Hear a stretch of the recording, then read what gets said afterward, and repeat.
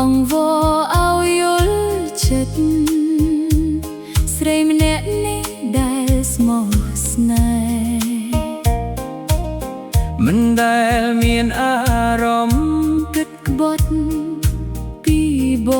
ងម្ដងទេចង់នៅក្បែរថែពីបេះដូងទោះមិនបានប្រាប់បងថាអូនស្រឡាញ់បងពិតតែត្រឹមពាក្យអាណិតគ្រប់គ្រាន់ឲ្យយល់ហើយស្ងួនព្រោះបេះដូងពេលនេះលែងស្ដាប់បញ្ជាដូចមុនអង្វរបនឲ្យយល់ចិត្តស្រី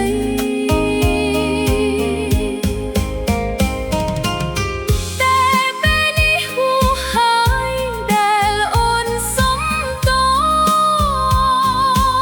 សជ្រុលពេលអស់ដែលធ្វើឲ្យបងរីងរៃបើអាចខ្វាត់វេលា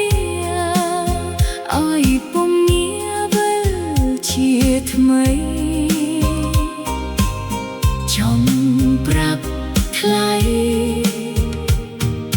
ពីបេះដូងពិត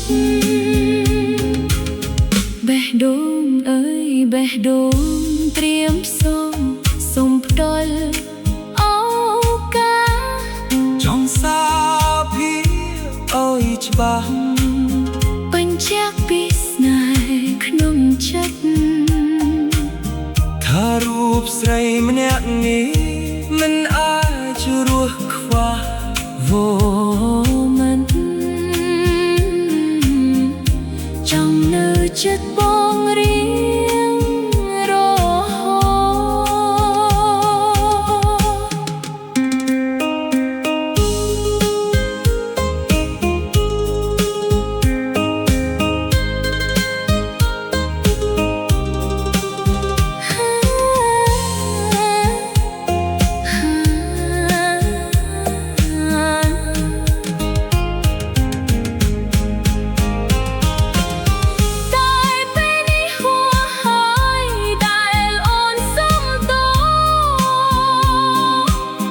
ជ្រុលពេលអស់ដែលធ្វើឲ្យបងរីងរៃបើអាចខត់វេលាឲ្យបងងាវិលជាថ្មីចង់